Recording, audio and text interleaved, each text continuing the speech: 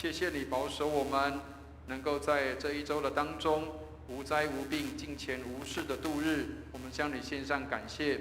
纵然外面有风雨，纵然外面有许多的攻击伤害，然而你保守我们，在你的里面有平安。谢谢主，你也护卫我们的所有的一切，都十分的蒙恩。信靠你的必不羞愧，投靠你的也必不倾跌。带领我们弟兄姐妹，在你恩典的当中，我们都不摇动，依靠你的必不羞愧。谢谢你恩待我们，坚固我们的信心，靠你而得的喜乐是我们的力量。为我们今天早上的崇拜，向你献上感谢。从头到末了，主你的恩都在我们的当中，所有的设备器械都为主的所使用，所有的人员规划也都按照主的安排。感谢你垂听我们的祷告，带领我们在你里面蒙恩，保守我们在你里面有平安。感谢祷告，奉耶稣基督的圣名，阿们。弟兄姐妹，让我们预备心来参加今天早上的崇拜。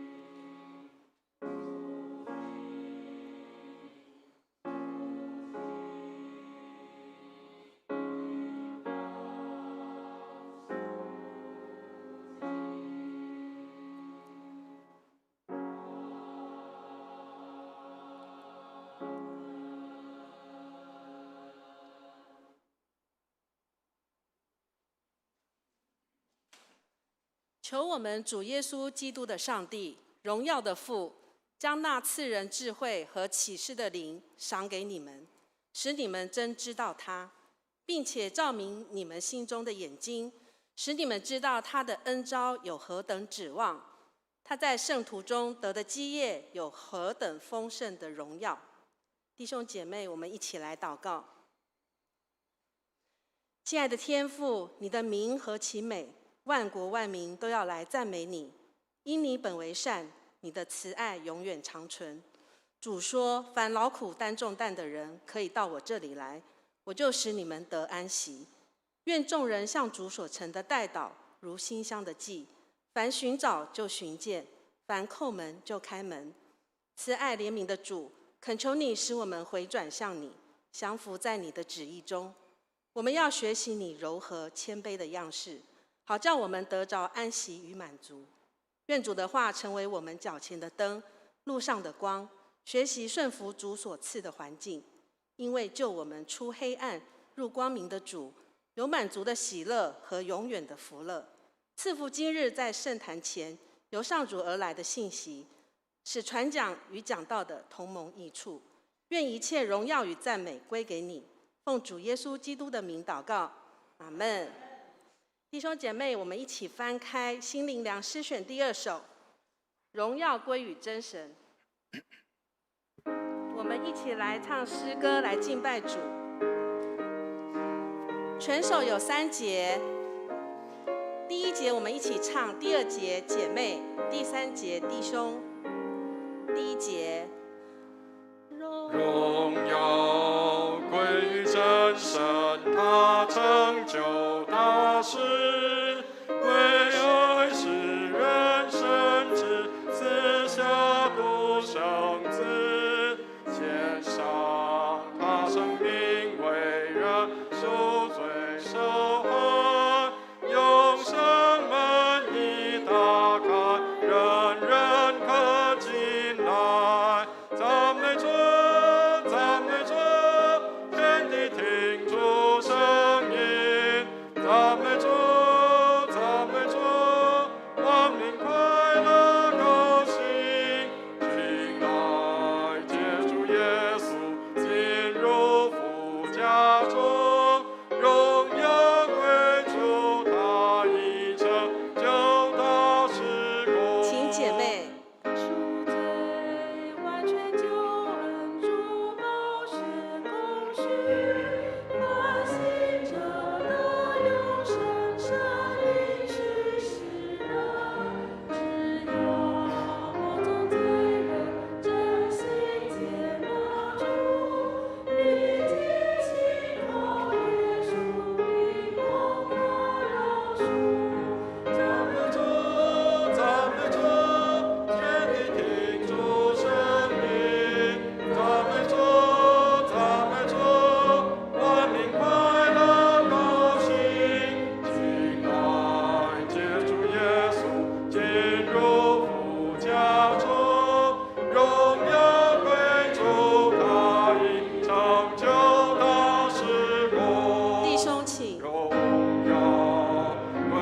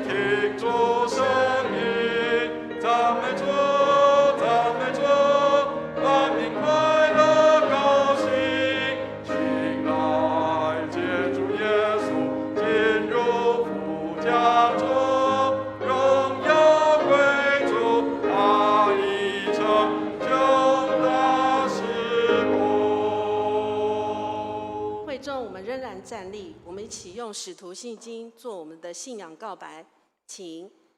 我信上帝全能的父，创造天地的主。我信我主耶稣基督，上帝的独生子，因圣灵感孕，由童贞女玛利亚所生，在本丢彼拉多手下受难，被钉于十字架，受死，埋葬，降下阴间，第3天从死人中复活，升天，坐在全能父上帝的右边。将来必从那里降临，审判活人死人。我信圣灵，我信圣而公之教会，我信圣徒相通，我信罪得赦免，我信身体的复活，我信永生。阿门。荣耀颂。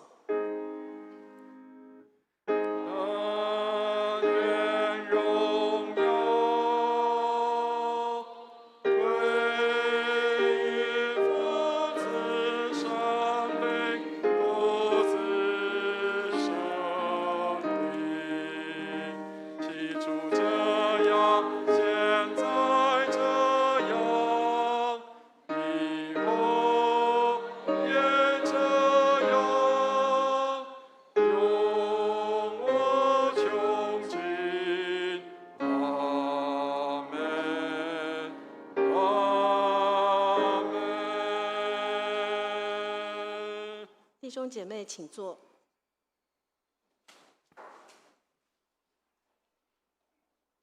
今天起印的诗文在诗篇116篇第1节、第2节以及12到19节。起印文在诗篇116篇1至2节以及12到19节，旧约644页。翻到后，会众可以看前面的布幕起印的顺序。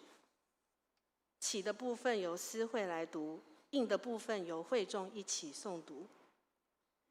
诗篇116篇第1节：我爱耶和华，因为他听了我的声音和我的恳求，他既向我侧耳，我一生要求告他。我拿什么报答耶和华向我所赐的一切厚恩？我要举起救恩的杯，称扬耶和华的名。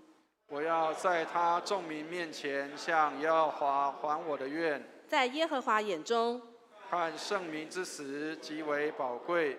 耶和华，我真是你的仆人。我是你的仆人，是你婢女的儿子。你已经解开我的绑锁。我要以感谢为祭献给你。又要求告耶和华的名。我要在他众民面前，在耶和华殿的院内，在耶路撒冷当中，向耶和华还我的愿。最后一节，我们一起，你们要赞美耶和华。弟兄姐妹，我们一起翻开周报，公祷的部分，我们一起来为我们的世界、我们的国家、我们的社会来祷告。主啊，我们要为东欧国家罗马尼亚祷告，愿基督信仰能进入生活文化中，国家百姓能更认识基督信仰祷告。我们要为台湾卫理公会北3教区祷告，桃园卫理堂金美景牧师为教会奉献充足，教会在当地更加得人，传道同工，身心健康祷告。我们要为台湾行政首长以及各级官员祷告，求上帝赐予智慧、聪明给执政掌权者，赐福台湾人民。我们要为台湾儿童及青少年能受到完善的知识教育及美好的品格教育造就祷告。我们要为台湾第一线防疫工作的医护人员、军警人员祷告，愿主赐他们平安，工作顺利。最后，我们一起用主祷文做我们这一段祷告的结束，请。我们在天上的父，愿人都尊你的名为圣。愿你的国降临。愿你的旨意行在地上，如同行在天上。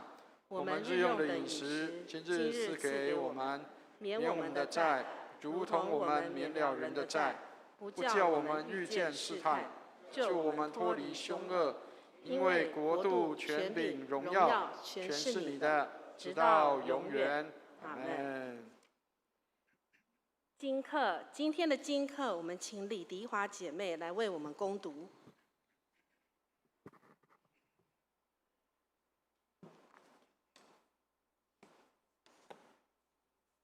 今天两个经文，攻读两个经文。第一个经文在创世纪18章1到15节，跟罗马书5章1到8节。请翻开教会圣经，创世纪14页，创世纪18章1到15节。耶和华在曼利橡树那里向亚伯拉罕显现出来，那时正热。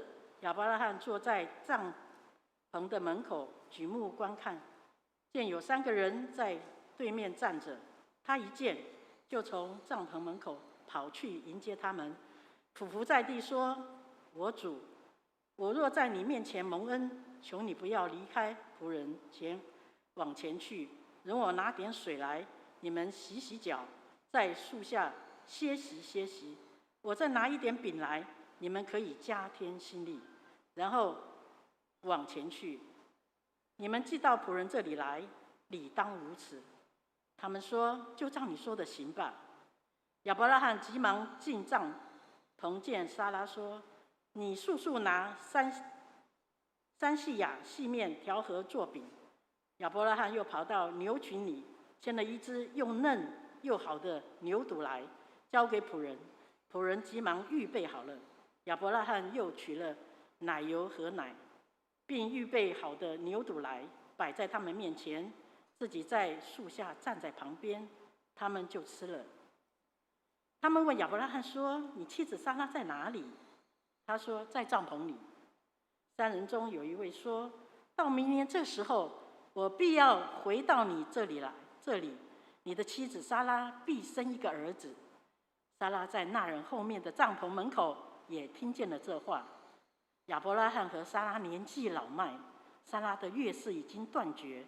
撒拉心里暗笑说：“我已经衰败，我主也老迈，岂能有这喜事呢？”耶和华对亚伯拉罕说：“撒拉为什么暗笑？说我既已年老，果真能生养吗？耶和华岂有难成的事吗？到了日期，明年这个时候，我必回到你这里，撒拉必生一个儿子。”撒拉就害怕，不承认，说：“我没有笑。”那人说：“不然，你实在笑了。”第二处经文在罗马书5章1到8节，也是在教会的圣经168页，新约圣经168页。罗马书5章1到8节，我们既因信称义，就借着我们主耶稣基督得以上帝相合，我们又借着他因信得进入现在所站的这个恩典中，并且欢欢喜喜盼望上帝的荣耀。不但如此，就是在患难中也是欢欢喜喜的，因为知道患难生忍耐，忍耐生老练，老练生盼望，盼望不至于羞耻。因为所赐给我们的圣灵将上帝的爱浇灌在我们的心里，因我们还软弱的时候，基督就按着所定的日期为罪人死，为义人死是少有的，为人死或者有敢做的。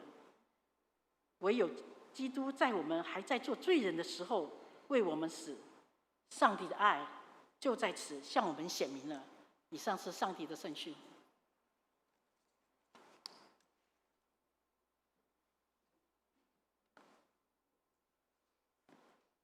读经，今天的经文在耶利米书1章5到10节，还有17到19节。耶利米书1章5到10节，17到19节，在教会旧约圣经829页。翻到后由我来攻读。耶利米书1章第5节：我未将你造在腹中，我已晓得你；你未出母胎，我已分别你为圣；我已派你做列国的先知。我就说：主耶和华，我不知怎么说，因为我是年幼的。耶和华对我说：你不要说我是年幼的，因为我差遣你到谁那里去，你都要去。我吩咐你说什么话，你都要说。你不要惧怕他们，因为我与你同在，要拯救你。这是耶和华说的。于是耶和华伸手按我的口，对我说：我已将当说的话传给你。看哪，我今日立你在列邦列国之上，为要施行拔出、拆毁、毁坏、倾覆，又要建立、栽植。第17节，所以你当束腰，起来将我所吩咐你的一切话告诉他们，不要因为他们惊惶，免得我使你在他们面前惊惶。看哪，我今日使你成为坚城、铁柱、铜墙，与全地和犹太的君王、首领、祭司，并地上的众民反对。献诗，诗班献诗，今天献诗的诗歌是《信靠耶稣，真是甘甜》。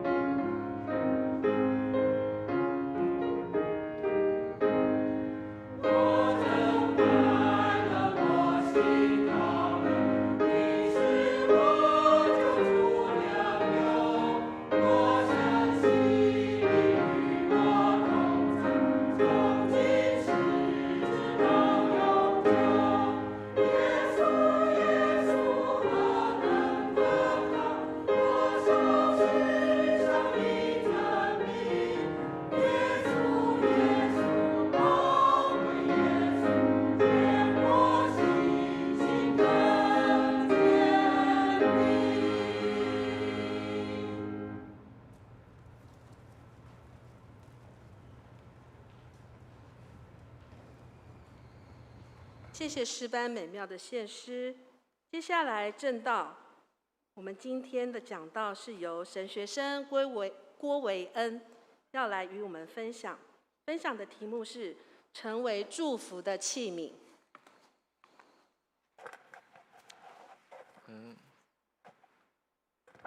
各位弟兄姐妹平安，平安。我今天要讲的主题是成为祝福的器皿，帮我翻下一张。再下一张。下一张。到第一张。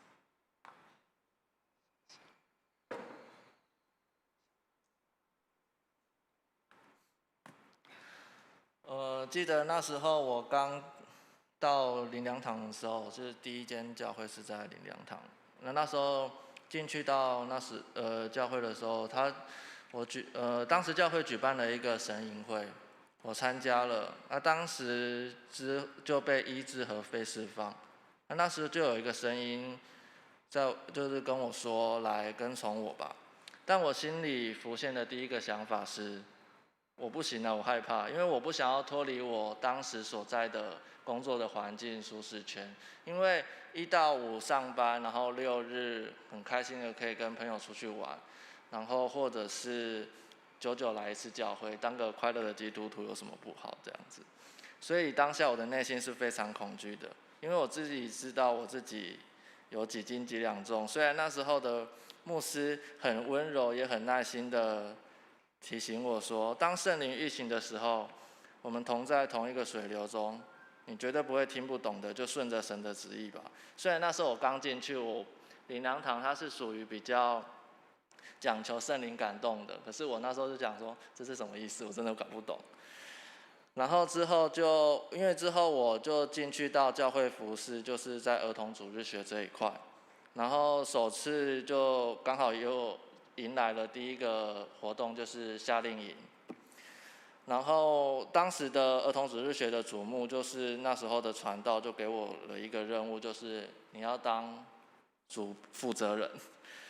因为我那时候他就说我有带小朋友的经验，也有安亲班的经验，然后还有在学校的经验这样。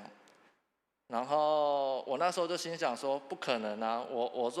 我做那个主轴啊，我要带什么啊？内容又是什么啊？老师在哪里？同工在哪里？然后我那时候我记得我非常的焦虑，甚至都没有办法睡觉，所以只想把牧师给我的这项事情做好。我那时候一直很努力的把这件事情带入我这个祷告当中，我也求神可以帮助我胜过我内心的这个恐惧。之后也让我从这件事情学习到神何等爱他的百姓。虽然我这么的渺小，也会有失误的时候，但他却伟大，也不会失误。同样这样喜山温暖的心情，在旧约时代的耶利米也都曾经经历过。我们今天来透过耶利米书一同来学习神的话语。我们先来认识耶利米这个人和他的背景。耶利米他是主前第7到第6世纪的一个先知，他的年代经历了犹大国的最后几个王，约西亚、约雅敬和约雅斤，和最后一个王就是西底家。这是正值犹大王朝最震荡也最不堪混乱的一个时期。耶利米在这个时间被神呼召出来做他的代言人，做先知的工作长达了50年之久。先知这个工作除了领受神的旨意和需要忠心的传讲神的话语之外，更辛苦的是耶利米身处在那个时代，因为很少人会很真实的传递上帝的信息，所以他处处遭受到迫害，还有深陷在监牢之中啊，然后被孤立，甚至还有人想要压迫他。但也因着神的命令，所以使他终身未娶，忍受孤独，终于所托。他处处传扬要以色列人悔改的信息，想着他们也许还可以再经历到神的怜悯的大能。可是然而犹大同胞非但没有悔改，反而还处处的迫害他。最终巴比伦帝国兴起，南国犹大就灭亡了。我们今天要来从耶利米的呼召一同来学习神的话语。在耶利米书1章5节，我未将你造在腹中，我已晓得你；你未出母胎，我已分别你为圣，我已派你为列国的先知。神将我们从世界中分别出来，他拣选了我们成为他的儿女。这不是突然，也不是随机，更不是神突然一时兴起所发生的。神他绝对不会失误，我们为神的拣选而感恩，也相信神看我们的眼光，他给了我们他神儿女的身份，开启了我们那属灵的眼睛，这都在他永恒的计划中。他呼召我们来参与他的计划。当有天神给你一个感动，他给了你一个呼召，他让你看见了一个意象，不要逃避，也要欢喜的接受。因为他如此的看重我们，愿意邀请我们一同来参与。神他也可以自己独自的做工，但他却偏偏使用我们这卑微又软弱的器皿，来彰显他的荣耀。明明很多时候我们非但不能让他的事工可以加分，甚至他还要容许我们的不完美，但神却说他的能力是在人的软弱上显得完全。所以神邀请你与他一同做工，这是多么伟大的荣耀和荣幸啊！在那么伟大的神，在那么多人的眼中看见了如此渺小的我们，谢谢神给我们生命的意义和目的。那耶稣来到世界上，拣选了12个门徒来跟随他。这些人非但都不是什么赫赫有名的人，反而还经常出状况。彼得在耶稣被抓的时候3次不认主，使徒犹大最后甚至还直接卖了耶稣，但神却拣选这12个门徒到世界各地传扬他的福音。他使用这12个软弱、胆怯又爱彼此争吵的器皿，进而翻转了整个基督教的世界。而神选召了我们，在这个世界对这个世代的人说话以及做见证。神只呼召我们做人应该做的事情，在耶利米书的1章6节，就当神要耶利米出来做他的代言人，传讲他的话语的时候，耶利米他回绝的理由是他太年轻了，缺乏这个经验和智慧，他深深知道自己的能力到哪里，所以无法承担此重责大任。但神说不要画地自限，重点不是在你，而是在于我，是我差你去的，是我吩咐你说的。不要看着自己可以做什么，你的眼睛要一直定睛在于我。摩西在年老的时候被神呼召出来，要带领以色列人脱离埃及法老王的手，但他自觉的不配，也没有很好的口才，但神却应许他，赐给他口才，指教他当说的话。当摩西的眼光也一直看着自己的时候，而神在此就不断的重申说，我知道你不行，但我行，我知道你软弱，但是我可以使你刚强。你唯一要做的不是想办法壮大自己，不是认清自己的你在有几斤几两重之后就停留在那里继续的害怕。我要你尽的是人的责任，就是完全的降服在我之下，做我要叫你做的事，说我要叫你说的话，只要如此就好，剩下的就是我的事，不是你的事。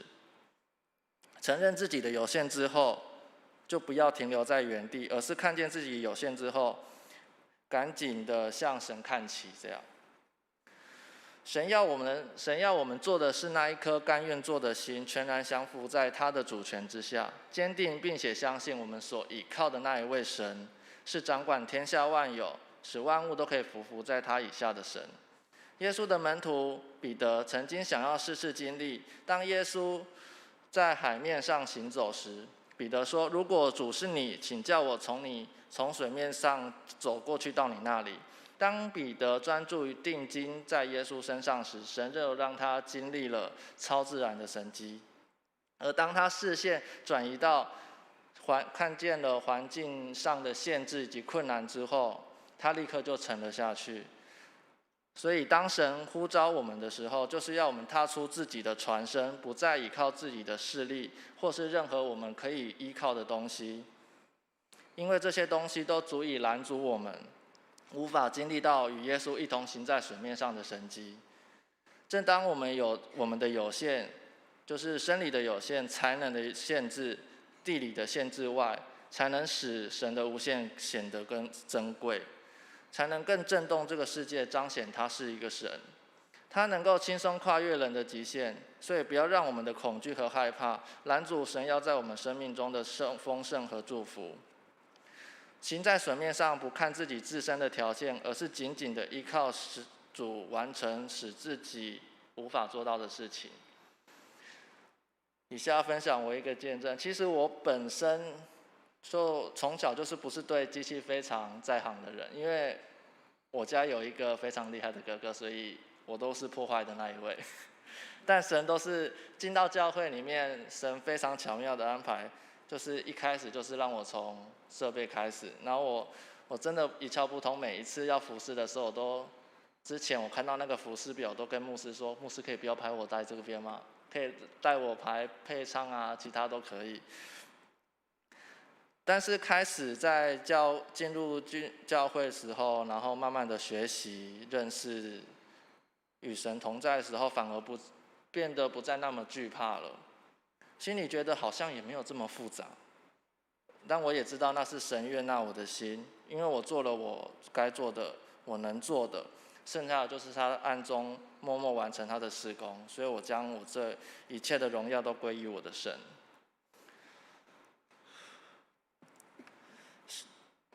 人的提升是为了成就神的计划。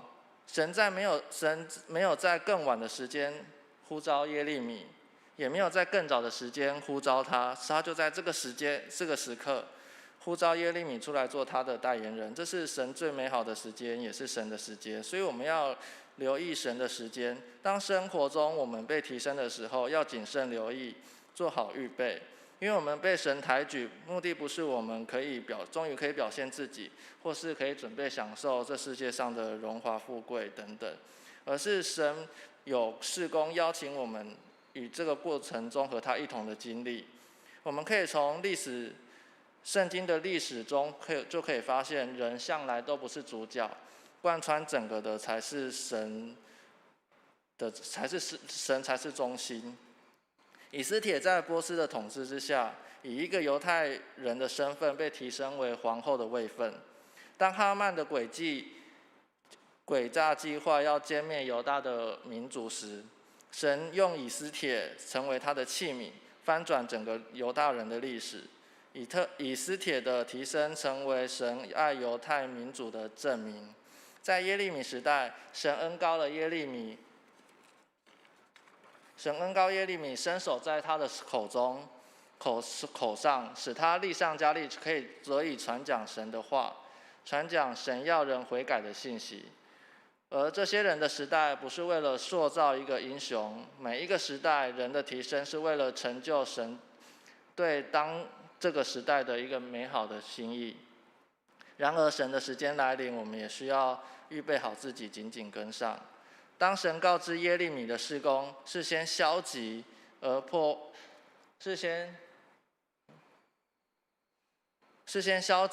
坏、拆毁、毁坏而倾覆，接下来是积极的重建、建植而栽植，要使已经腐败那么久以色列民族脱离过去离弃神啊、崇拜假神的习俗和文化，还要重建起新的文化。光想知道这就是那么艰难的任务。因此，一个领受神呼召的人，除了全然降服之外，还需要勇气、艰辛、忍耐、存心盼望，装备自己而定睛于神。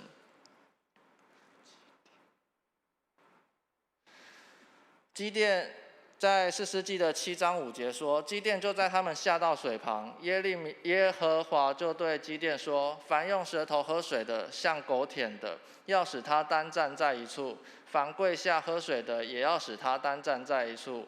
在旧约圣经士师记中，神兴起基甸这个士师，要基甸带领以色列脱离米甸人的手。神就拣选了这用手捧水的300士兵，因为这些人警觉性是比较高的，而神要我们竖起腰带，态度专心的紧紧倚靠他，留意他在不同的时刻和季节的作为和带领。神应允必永远保护属他的百姓。神已经预言了耶利米的日子不会太好过，因为众人会兴起攻击他，所以他要耶利米预备好他的心。然而神会与他同在，使他成为堡垒、铁柱和铜墙，无人可以胜过他，因为耶和华神必与他同在。即使遭受到很多困难、很多不友善、很多的攻击和伤害，但神说这些势力都不能胜过他。神要他突破平面的眼光，限制飞跃和超越，让神的灵提升他的眼光与神同步。可想而知，他领受的使命是如此的艰难。若不紧紧抓住神的话语，一个人要忍受那不友善的环境所带来的伤害啦、孤单啦，可能很容易就是会放弃而拒绝呼召，甚至对神产生了一些苦毒的想法。所以我们的心要常常转向于神，温习神对我们的爱，重新宣告紧紧并抓住神给我们的应许。当旧约先知以利沙的时代，以色列和亚兰国征战，亚兰王企图捉拿以利沙，就派了大量军队围困以利沙。在面对亚兰王的围困时，以利沙的仆人害怕，就向以色列人求助。以利沙安慰他的仆人说：“不要惧怕，因为我们的军队，因为我们的同在比他们的同在更多。”以利沙的祷告让仆人的眼睛顿时间可以打开，让看见属神的军队比敌军的军队还要多更多。神用这样的方式保护着他的百姓。若我们把生命中发生的每一个点，很多的时候在有限的眼界里只看见这一个小点所发生，因此当一个事情发生的时候，我们被困在那件事情的本身，甚至被抓进去无法抽身的时候，但神的盼望不单单是我们正在看着那个被发生的点，而是更被提升了那点与点所连接时候属于神的那一条线，或是更高的眼界能看见那个面，以至于我们不会在那个点卡关太久。人无法做到全面性的超越，唯有圣灵在我里面帮助我们的时候才可以做到。唯一的关键就是信心的宣告，以及信心的相信，我们的肉眼看不见的时候，神仍然的动工在我们身上。所以我们需要勇敢的与神跨出我们自己的船身，才能力行在水面上的神迹。接着我分享我一个之前在教会听到的一个见证，有一个被神呼召到泰国传福音的宣教士，几个人好不容易入境到泰国之后，要进到更里面的社区，需要经过非常惊险的路，带领他们的人帮他们弄到了一辆车，切记的告诉他们车上的人一定要完全遵照他们的路线走，要不然会有危险。其实路的泥泞下全部都埋藏着地雷，因一不小心触动就会爆炸。而宣教士当时候说，他们跟随在前面的车辆，当场就看到有车子因为误触地雷而当场爆炸，但神却一路的保守他们平安。但车子开了一段路的时候，发现前方的车子停下来。后来了解到情况的时候，是因为他们开到的那个点刚好是国家跟国家的中间，所以他们受到了士兵的盘查。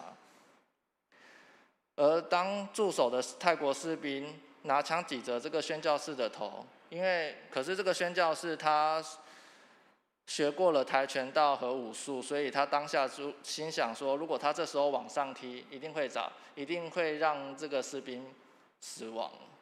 所以他本来要这样做的时候，因为他很怕宣教士那个士兵开枪，但是他立刻就有圣灵在他的心里对他说话，说不可杀人。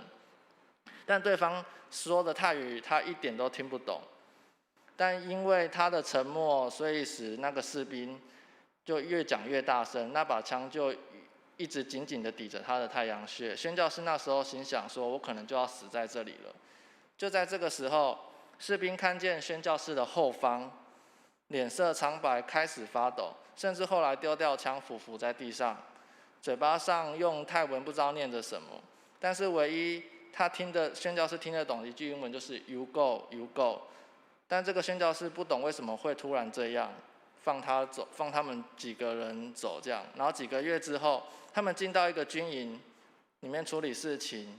当到达的时候，宣教士就看见了当时的这个士兵，他就派了随车的翻译问了当时发生的事情。后来这个宣教士说，原来他看到他们几个人的身后，不是这只有几个人而已，而是看到后面或者是看到后面满满的一大群的士兵，每个都凶狠狠地盯着这个士兵看，所以他就觉得他打不过，所以就放走他们这样。当他们事实上却只有几个人准备去传福音而已，哪可能带这么大群的军兵呢？因为宣教士他们都说是蛮低调的这样。所以到底那个泰国士兵看到的是什么？我相信他看到的是以利沙时代的火车火马，属神的军队。所以这个见证就大大的震撼了当时在信仰上软弱的我，重新在信心里宣告，我们这个神是可以超过万有的神。所以当我们全然顺服他的旨意的时候，我们必看见神迹和奇事随着我们所到之处，不断的祝福我们自己和其他人的生命。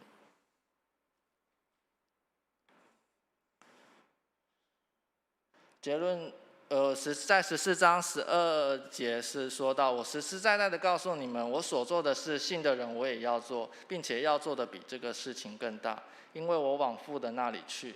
耶稣离世的时候，给他的儿女的应许就是圣灵要降临在我们身上，因此信他名的人要做比他更大的事。关键是我们的心态，乐意回应，专注倚靠神，全然顺服于神，抓住这个应许，但也不要忘了我们人只是一个器皿而已。当我们愿意全然的顺服，跨出自己的船身，只为了单单回应神的爱的时候，神的灵要充满我们，我们开始有他的眼光，有他的心肠，有他的性情，以及有他的温柔谦卑。而神的能力就在透过我们这个微小又软弱的器皿彰显出来，在这个末后的时代成就他美好的旨意。我们这一生只有一次的机会可以顺服神。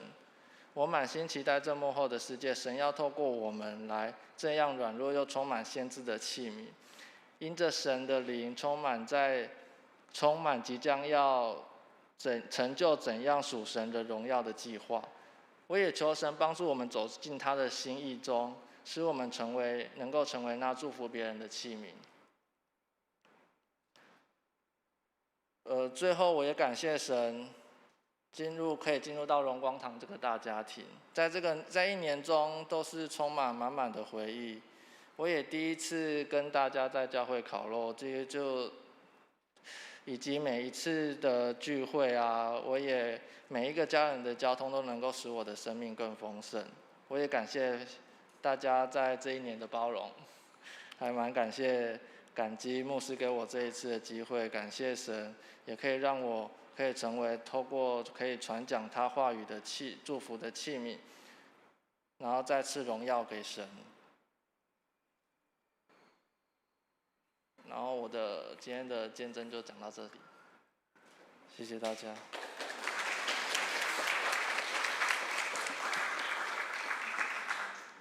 弟兄姐妹，我们的神学生今天是第一次初试提升啊，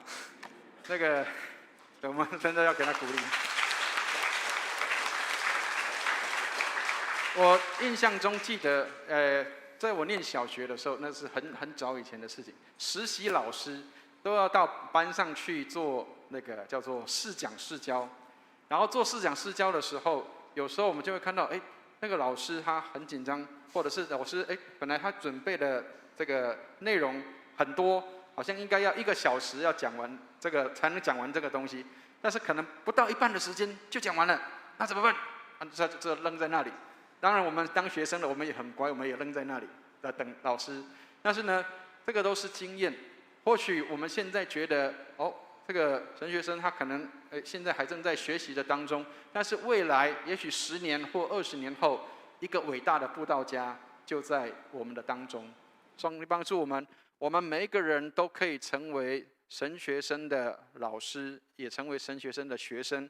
有时候神学生可能会教我们一些东西，有时候可能是我们需要教他一些东西。所以上帝帮助我们，1年的时间其实很短哈。其实你要说1年的时间，真的是不是叫做很长的学习，但是每一个历练都是好的，每一个历练都是需要的。好，所以我们的这个维恩，也许在之后的时间，可能会到其他的教会去实习，或者是到其他的机构去实习。各位刚刚有听到他的见证，其实他很喜欢跟小孩子接触。那我也看过有几次他跟我们的儿童主日学的孩子们接触。各位知道那个我们有个小朋友叫穆恩，知道吗？那个李穆恩我们都叫他李董，因为他这个小朋友很粗壮。好，可是呢，我发现我们的这个维恩跟这个李董可以玩得相当的好所以其实我们每一个人都有每个人的特殊的恩赐跟专长。上帝给每一个人的恩赐不一样，有的人对付小朋友很厉害，有的人对付成年人很能够有一套。不管是你对哪一个内容，这个都是学习的过程。所以我们在这个过程的当中，也求上帝来祝福了因为确实这个时代要能够呼召成为传道人是很不容易的事情我们也许可以成为传道的人，但是要成为传道人其实是不容易，因为要放弃一切所有的来跟随主。所以我常常也在他实习的当中，我也跟他提醒说，我在刚念神学院的时候，有时候翻开报纸也会有一些感叹，就是我真的要走这个路吗？这个我的学历如果以当时的情况来说，也许可以找到更好的工作，但是为了什么要去放弃这个？不是因为赚了钱可以会更多，因为当传道人不会是赚钱的事情，但是为的是什么？为的是荣耀上帝，为的是上帝的呼召超过世上所有的一切。所以，亲爱的弟兄姐妹，让我们也为神学院祷告，求上帝来祝福我们的神学生，也祝福他的所读的学校神学院，因为神学教育确实是一个不容易的事情，能够培养一个传道人是大家共同的努力跟结果。所以，亲爱的弟兄姐妹，不吝啬的跟我们的神学生多一些的提醒或者是说一些的指教。我相信我们的神学生也是会是很谦卑的人，愿意来接受指导跟指正。但是我们也尊重上帝的仆人，让他能够在服事的当中能够一切更加的顺利。好，那我们就一起来为我们的神学生祷告他还有下一周还在那最后一周就离开。那虽然1年的时间很快过去，但是我们求上帝带领，让他在这1年的当中所经历到的一切都是丰富跟美好的，让他的回忆里面有荣光堂的这一段的回忆，他的实习当中有美好的祝福。我们一起来为维恩来祷告。维恩，请你到这边来好，让我们一起来为维恩祷告。弟兄姐妹，我们举起圣洁的手，我们来祝福这一位上帝所拣选的小仆人，让他能够未来的年日当中为主大大的使用。我们一起来为维恩来祷告。我们一起来祷告。主啊，赞美你，哈利路亚！你是信实的，谢谢主恩待，让维恩能够在这边有美好的学习。赞美你，荣耀归给主。谢谢主耶稣恩待我们，谢谢主。亲爱的天父，我们要为维恩神学生在你面前向你献上祷告。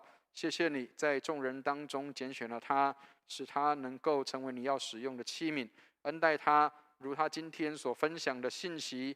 主啊，让他不小看自己的年轻跟年幼，让他能够为你所使用，在未来的年日当中得着那个世代的人，让那个世代的人因他蒙福得恩。你也看顾他未来要走的道路，让他所要经历的都能够蒙上帝的祝福，能够成为他的养分，让他能够在他的生命当中得到更大的祝福跟更美的丰富。也愿你恩待维恩他所留下来在这里对待这些的年轻人、儿童，或是恩待这些的孩子们的时候，让他的教导、让他的带领都能够让这些年轻人、让这些的孩子们得帮助、得益处。谢谢你垂听我们的祷告，带领你的仆人往下一个地方去的时候，都能够十分的蒙恩，无论什么样的经历，都是让他成为养分，成为他的帮助。感谢你垂听我们的祷告，也祝福你的教会蒙恩，让我们也蒙福蒙恩。透过许多的这些的神学生、传道人、牧者在这边的牧养跟教导，让我们都更多的蒙福。感谢祷告，奉耶稣基督的圣名，阿们。好，我们谢谢我们的神学生他在这边的服侍。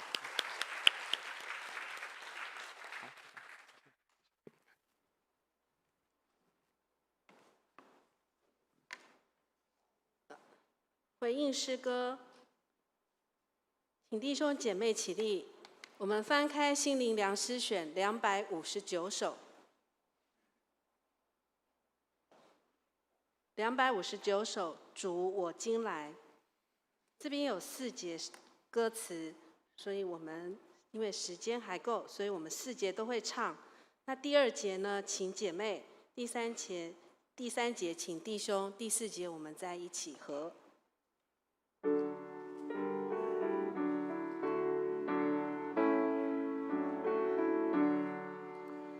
我心何等欢喜，聆听救主说道。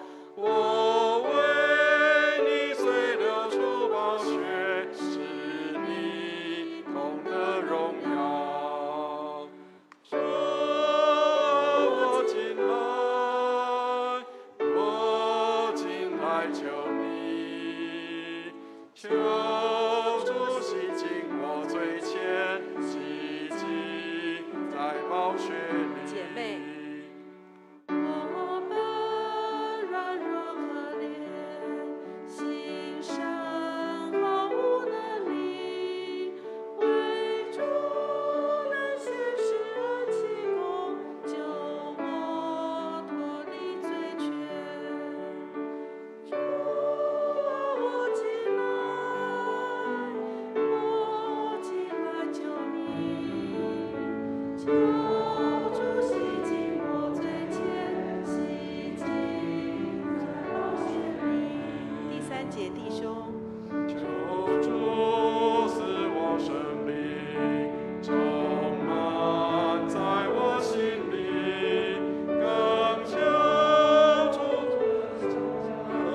变成救主荣幸。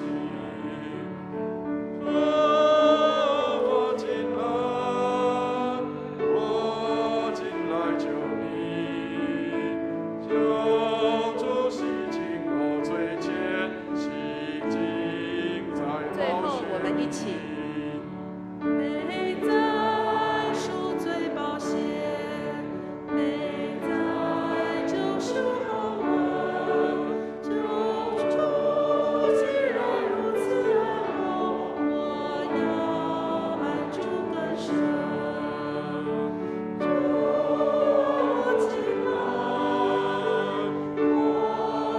来求你，求主洗净我罪愆，洗净在宝血里。我们站立，我们接下来要奉献，请司献同工预备到台前来。那奉献是基督徒对上帝表达崇敬的一种具体行动。第一次来的新朋友或是不明白奉献的意义，可以让奉献袋安静地传递过去即可。现在我们一起祷告。恩典的主，我们感谢你，在数算主的恩典中，我们白白领受从你而来的丰富及美好。我们愿意在生活中学习感恩，学习谦卑，心里喜乐，大方地给出去，因为我们知道施比受更为有福。现在我们甘心乐意将金钱献上，愿你悦纳，成为教会事工所用。求主赐福，让教会被造就，让福音得以兴旺。感谢主垂听我们诚心的祷告，奉主的名祈求，阿们。弟兄姐妹请坐。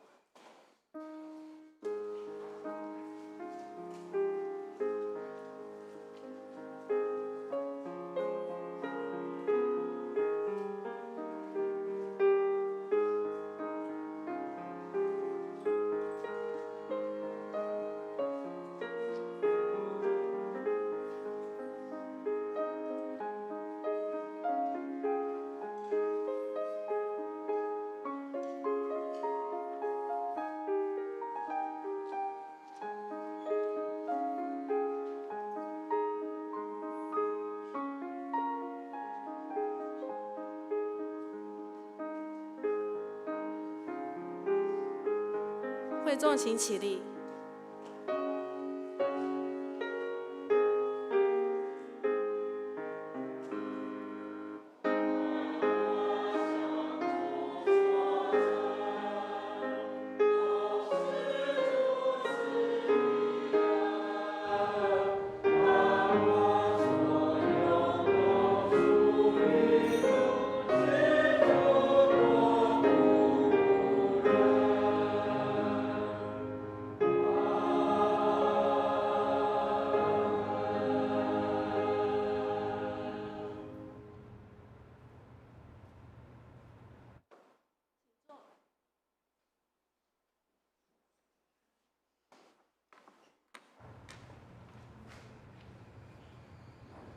今天有第一次到教会来的新朋友吗？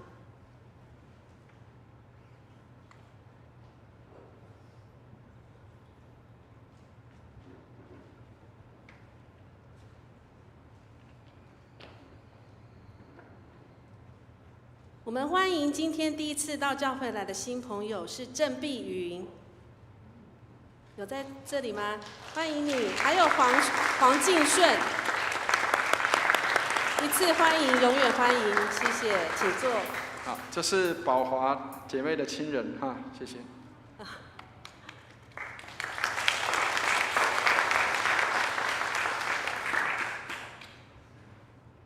那我们一起来唱《我们成为一家人》。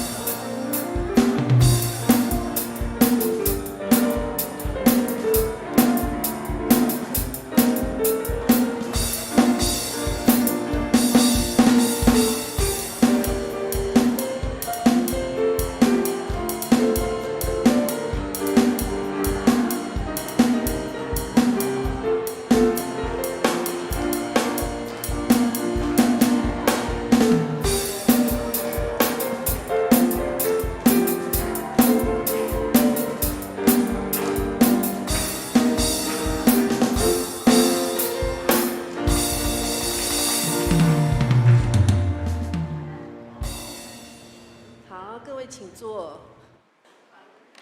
接下来呢，要报告教会事工。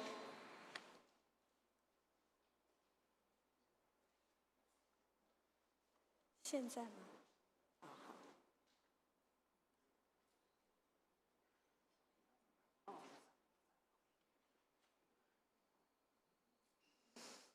我们一起来关心教会事工。感谢实习神学生郭维恩于今天于华语堂主日来进行分享，也请为郭维恩实习神学生在本堂的服事上献上感恩，让维恩神学生即将6月30号就结束在本堂的实习，请为他下一个实习服事的地方来祷告。第二，本周周四6月22号晚上祷告会，因为适逢端午连假，所以将暂停一次。6月22号礼拜四晚上的祷告会，适逢端午连假，所以暂停一次，请弟兄姐妹知悉。下周主日由牧恩之家到本堂进行分享，请为台语跟国语堂两堂的主日分享内容祷告，并为机构事工关心。暑假即将来临，请为本堂儿童及青少年的学生他们的暑假生活来关心祷告，并为暑假出入平安祷告。本堂蔡伟文牧师将于7月份开始，主日崇拜后的11点半到12点半，开设桌边谈查经小组，邀请有意愿谈论不设限信仰议题的弟兄姐妹，透过喝牧师茶来找茬，喝牧师咖啡聊是非的活动彼此连结。活动全程免费，地点在6楼的多功能厅，欢迎自备或分享茶点。报名请向蔡伟文牧师。卫理神学院延伸班下学期将开加拉太书课程，师资是刘清前牧师，上课时间是今年的9月22到明年的1月5号，每周五晚上7点到9点，即日起可向办公室报名，详情可以参阅教会的公告栏。教会将应征行政干事，请弟兄姐妹代为介绍或推荐。若有合适人选，也请他寄履历送到办公室。教会于6月19号到21号安排至澎湖短宣，请为领队赵少文弟兄及团员们出入平安来祷告。教会制服学院春季活动已经结束，请为学员学习的顺利完成来祷告，学员与教会有美好的连结。为教会复兴守望，邀请弟兄姐妹实体参加周4的查经祷告会，让我们一起来关心的事项祷告。教会聚会已不强迫室内戴口罩，但为聚会安全及发挥爱人如己的精神，若身体不适或有安全的疑虑，仍建议佩戴口罩或勤洗手。饮食仍以小组自行安排为原则，教会不会开放爱宴的供应，请弟兄姐妹了解。最后，教会爱心基金专款为本堂对外社会关怀的专款用途，用以展现基督徒对社会弱势需要上的慷慨援助。邀请弟兄姐妹为爱心专款奉献，期待能将教会爱心专款在社会关怀上做更好的使用。请问牧师有要多讲？弟兄姐妹，牧师这边做一些的补充的报告。当然，牧师要先为自己的这个要带领的这个查经小组来再多做一次的这个宣导跟说明。那我们欢迎跟邀请我们的弟兄姐妹你可以带新朋友，或者是对福音有兴趣的人或者是你的邻居，也可以一起来喝茶。然后我们可以来一起喝咖啡，可以一起来谈论一些信仰的议题，或者是一些的社会的议题。那教会的观点是什么？我们可以透过这些来跟我们的社区朋友做一些的连结。那包括我们还没有加入小组的弟兄姐妹也欢迎来，然后让我们可以在这个类小组的这样的一个聚会里面我们可以彼此来做一些的分享。那我们在报告当中也有提到了，我们内容是不设限的，包括可能很多弟兄姐妹会需要问到的东西，就是包括比如说像一些同性议题，或者是包括杀人或者是凶杀这些，对教会的观点是什么，或者是死刑类似像这种，也许很少人会去触及到的议题，但是我们会去谈论。包括我们每个人会有不同的想法，还有教会的观点对这些的内容是什么。所以我们请弟兄姐妹可以邀请你的朋友，邀请你的新朋友，或是你如果没有参加过小组，我们也欢迎你能够来一起参加。那另外一个在暑假我们会有的一个活动，就是我们的萧天一执事即将要办一个跟社区的朋友连结有关的活动，叫做台语民谣的这样的一个赏析的这样的一个班。那这个班会邀请社区的朋友，我们在这边这个里，我们教会在的这个里叫做林华里。那林华里的这个里长他也是基督徒，那他有问教会说，我们有没有什么样的活动是可以跟社区做一些连结的？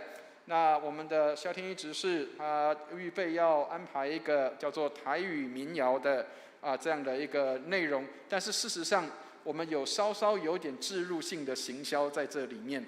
那个置入性的行销就是有很多人不知道有很多我们现在唱的一些民谣里面，其实有很多原来的曲子是宣教士编的曲子比如说像这个有一首歌叫做《拿尔米》那个是马街博士的这个作品，但是我们现在拿来当那个早期的那个台湾的民谣来唱这个当然我先不要破梗，因为这个要等老师教大家才会知道所以各位会知道说原来我听到的这些的民谣居然是跟教会很有关系所以我们邀请弟兄姐妹，你可以邀请你的社区朋友，或者是邀请你的这些还没有信主的朋友也可以一起来参加这样的一个课程那刚刚提到的课程是全部都是免费的所以我想很多人会听到免费他会很喜欢所以可以邀请弟兄姐妹。好，然后我们的加拉太书这个是神学院的延伸班的课程，那这个刘清乾牧师是我们很熟悉的，包括在电视上或者是在很多节目里面或是教学上很有名的老师。那我想他在教这个加拉太书应该是对我们弟兄姐妹很有帮助，特别加拉太书是这个宗教改革的一个重要的一个一个很重要的一块基石罗马书跟加拉太书都是在强调这个信心的这样的这个事情，所以我们希望弟兄姐妹可以来为这样的事情来注意，让我们能够有更多的时间，能够有进修的机会，能够更多认识圣经的真理那一样也请弟兄姐妹要关心我们的教会的干事的工作确实这个工作不容易。那我们求上帝帮助，期待我们能够在当中，我们上帝呼召他自己的仆人使女能够来为他所用所以请弟兄姐妹也不吝啬，如果你自己觉得我自己也可以那也欢迎弟兄姐妹可以自我推荐那但是要先讲好，要先讲清楚，因为这个工作确实很难所以我们要求上帝来带领，保守我们的心志，不是因为多少钱领多少钱做多少事，而是愿意能够服侍跟愿意奉献在主的面前，包括奉献我们自己的时间跟金钱，还有智慧体力，这些都是。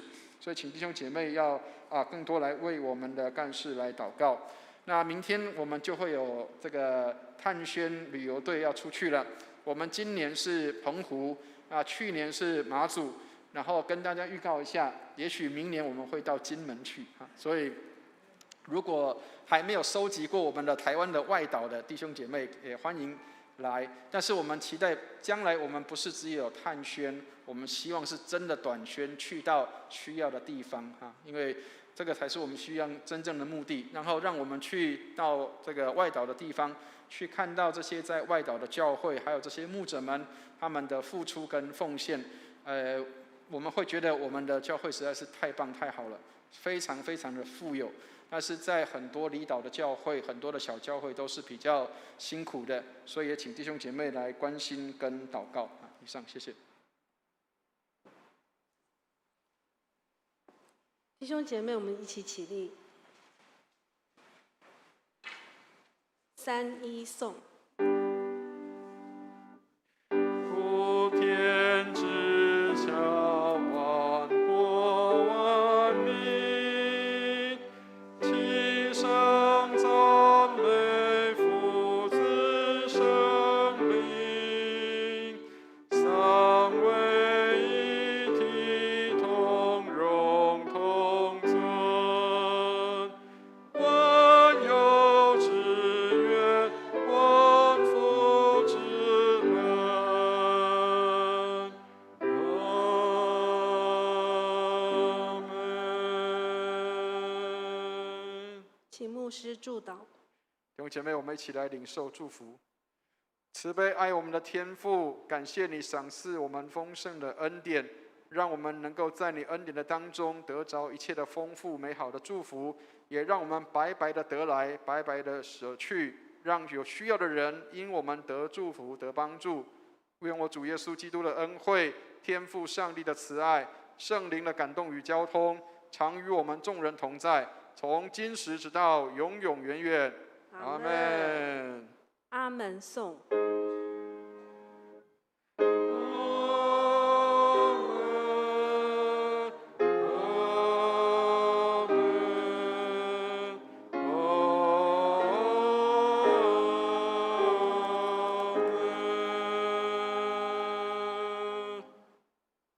请坐。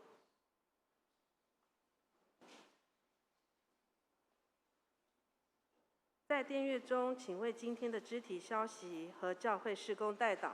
在病痛中忧伤的弟兄姐妹，也欢迎前来找牧师为你们祷告。